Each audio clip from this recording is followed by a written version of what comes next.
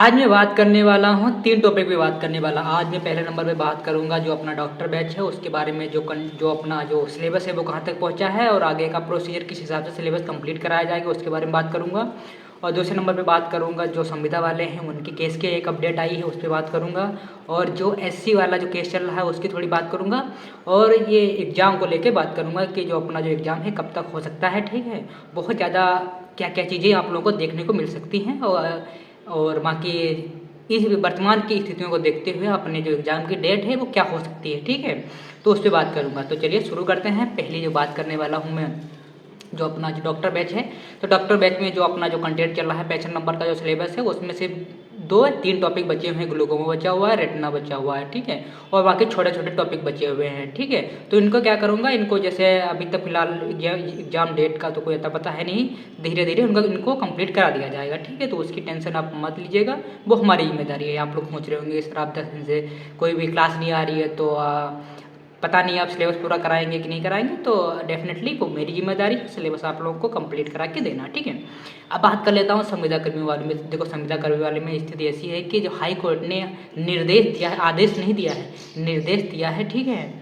निर्देश दिया है कि उसमें बोला गया है कि आयोग को कि आप जो नियम है, ठीक है, इनके जो नियम होते हैं तो उनको जो जैसे जैसे अपनी एनएम वाली भर्ती हुई थी उसमें एक नियम था जैसे पर या 1.5 नंबर या 2 नंबर का होता है कि इनको वेतन दिया जाता है जो संविदा कर्मी होते हैं एनएचएम में। ठीक है, तो उसी पे विचार करने के लिए 4 हफ्ते का समय दिया गया है, हाई कोर्ट ने दिया है कि इस पे विचार करिए और इनके जो नियम होते हैं उस अकॉर्डिंग सारी चीज़ें 4 हफ्ते के अंदर हमको उपलब्ध कराइए। ठीक है, तो जो लोग कह रहे हैं कि 15 नंबर का वेटेज मिल गया है, तो वेटेज मिला नहीं है, निर्देश दिया गया है कि इस पर आप लोग विचार करिए। ठीक है, कौन कौन से नियम हैं, अगर नियम हैं तो इनको फॉलो करिए। ठीक है, तो 4 हफ्ते का समय दिया गया है। तो अब बात कर लेते हैं जो अपना जो एससी वाला है जो केस चल रहा है, तो एससी वाला केस तो बिल्कुल ही बेकार नहीं चल रहा है, उसका कोई मतलब है नहीं। एक बार डिपॉजिट हो चुका था, दूसरी बार भी उन लोगों ने केस किया है। ठीक है, लेकिन वो चल रहा है, लेकिन ये उम्मीद करते हैं बहुत ही जल्दी इसका निस्तारण होगा।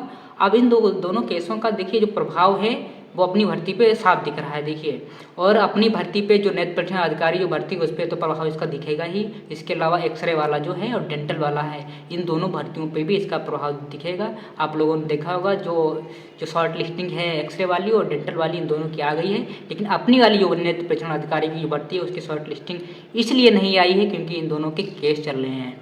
अब आप बोल रहे होंगे कि जो अपना जो केस चल रहा है अपनी जो नेत्र परीक्षण अधिकारी भर्ती पे चल रहा है तो इसका प्रभाव डेंटल वाली और एक्सरे वाली भर्ती पे कैसे पड़ेगा। देखिए बात ऐसी है कि आयोग का मोड था कि जो मेडिकल की 3 एग्जाम है, डेंटल, एक्सरे और जो अपना नेत्र वाला, इन तीनों एग्जामों को एक साथ कराने का आयोग का प्रॉपर मोड है। ठीक है, तो जब भी एग्जाम होंगे तीनों साथ में होंगे और जब तक ये अपना ये नेत्र परीक्षण अधिकारी वाले जो केस हैं इनका निस्तारण नहीं आ जाता है, डिपॉजिट नहीं हो जाते हैं, तब तक आप लोगों को मुश्किल से ही शॉर्ट लिस्टिंग तो हमको लगता है देखने को नहीं मिलेगी।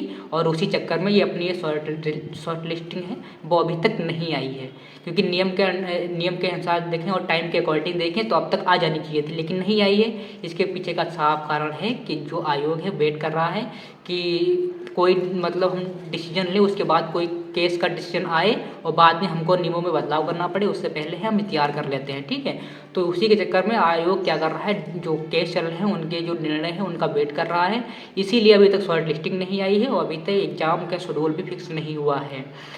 ठीक है, और बात कर लेते हैं एग्जाम डेट के। अगर हमारी माने तो फिलहाल उम्मीद करिए जो केस चल रहे हैं इनका जो निर्णय है बहुत ही जल्दी आ जाए। ठीक है, और उसके बाद ही अंदाज़ा लगाना पॉसिबल हो पाएगा कि कब इनका एग्ज़ाम हो सकता है। लेकिन अगर मान के चले तो आप लोग अगर आज फरवरी चल रही है, ठीक, फरवरी समझो ख़त्म हो गया, मार्च अप्रैल मई जून 4 महीने हैं, तो 4 महीने में अगर उम्मीद है 4 महीने में अगर केस फाइनल हो जाते हैं तो जुलाई की साइड आप लोगों को एग्जाम देखने को मिल सकता है। और जिस दिन भी केस फाइनल होंगे उसके आप लोग 15 दिन के अंदर सारे शेड्यूल आप लोगों को देखने को, एग्जाम डेट, सारी चीज़ें मिल जाएंगी। शॉर्ट लिस्टिंग पहले नंबर पे आएगी, फिर सारी चीज़ें प्रोसीजर तेज़ी से आगे बढ़ता हुआ आप लोग को नजर आएगा। ठीक है, तो आप लोग धीरे धीरे तैयारी करते रहिए और भगवान से दुआ करिए कि केस जल्दी फाइनल हो जाएगा। केस फाइनल नहीं होता है तो भर्ती का भर्ता बन जाएगा 100%, ये आप लोग मान के चलिए। इसी चक्कर में शॉर्ट लिस्टिंग अभी तक नहीं आई है और आप लोग थोड़ा बहुत पढ़ाई करते रहें। अगर जिसके पास दूसरा ऑप्शन हो, ठीक है, अदर एग्जाम हो और उसकी डेट आ गई हो तो उसको आप लोग फोकस कर सकते हैं। और जो स्पेशली इसी भर्ती को लेके बैठे हैं तो वो भैया मतलब थोड़ा थोड़ा धीरे धीरे पढ़ते रहें और अपनी जो तैयारी बढ़ाते रहें। आगे जब एग्ज़ाम होगा तभी देखा जाएगा और एग्ज़ाम जुलाई के एक अनुमान मान सकते जुलाई के आसपास हो जाएगा अगर चीज़ें केस फाइनल हो गए तो। अगर केस फाइनल नहीं होता है तो मुश्किल लगता है हमको कि जुलाई में हो पाए। वो सारी चीज़ें अब केस पे डिपेंड करती हैं कि केस किस ओर बढ़ता है और क्या चीज़ें आगे बढ़ती हैं। ठीक है, तो उम्मीद है आप लोगों को जानकारी अच्छी लगी होगी। मिलते हैं किसी अगले वीडियो में, तब तक के लिए नमस्कार।